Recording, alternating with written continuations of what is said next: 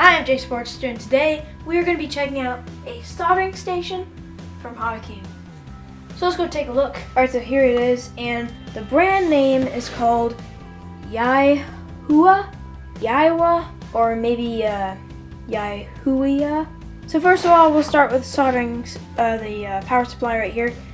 It has a little on and off switch on the side here, so it's very convenient. You just switch that off and nothing else to do as far as unplugging it from your outlet or anything.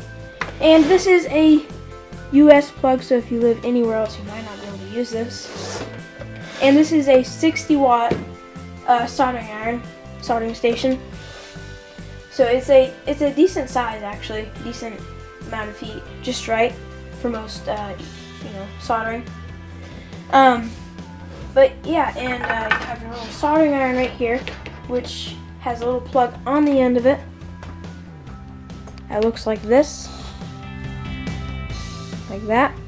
It has a little screw tab on there. And if you look right here, on the top of this little plug, it has a little groove. Line it up with the groove inside there. Plug it in. It's kind of a stiffer fit, but just really make sure you line it up, because you could bend some of those pins in there and possibly damage it. So you just plug that in, screw that little tab on, and you're good to go as far as setting up the soldering station. And the tip they give you with this soldering iron is it's very tiny. You can't do very much soldering with it. But what you can actually do is on Hobby King, you can get a pack of tips right here for about maybe $2 or $3. Just pick up a bag of these little tips, and it comes in all different sizes and stuff, very blunt ones, very fine ones. But the tip they include with it is super tiny, and they give you this cover so you don't like poke your eye out or something. That is very important. And the little soldering iron holder right here, it doesn't have any weight in it, so it kind of slides around a lot. So that is one of the downsides to one of the cheaper soldering irons. And the sponge is not the best. Thin little wafer right here. It's about 1 millimeter thick. But when you add water to it, it gets pretty thick and spongy. So it's actually an okay sponge. It works. So it's not the best, but it does work. So. And on the bottom of the solder holder, it's made out of metal. So if any solder drips into there, it will not, burn the plastic. Now what I'll show you is how to change out the tips. Now all you do, oops, whoa, sorry. Oops, whoa, sorry.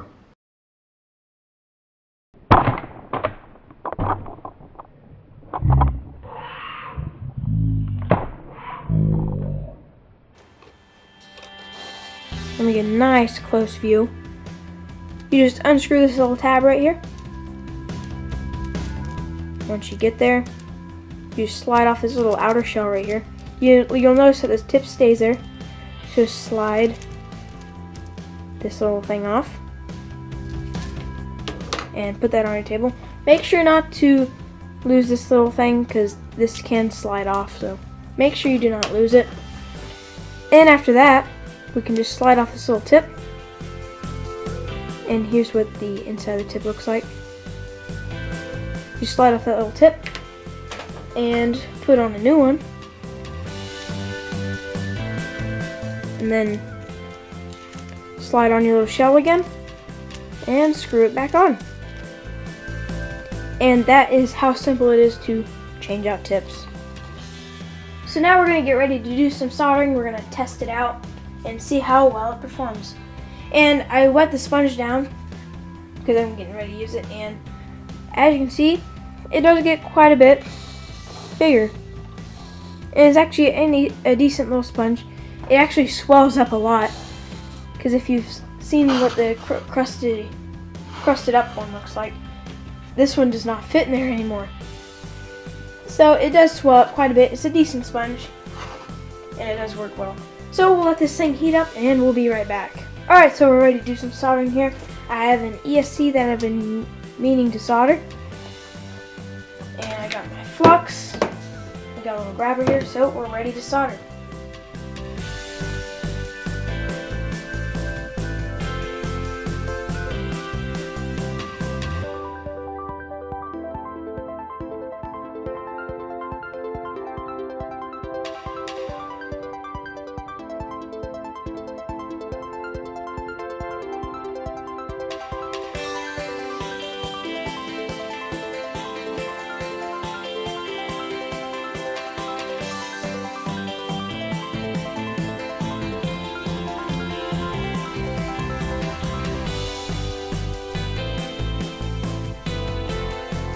I got my ESC all soldered up, everything went very smoothly, and what helped a lot is, I could adjust the heat just to where I need it, so that was very helpful. I'll have links down in the description below for the soldering station and these tips, and we'll see you later.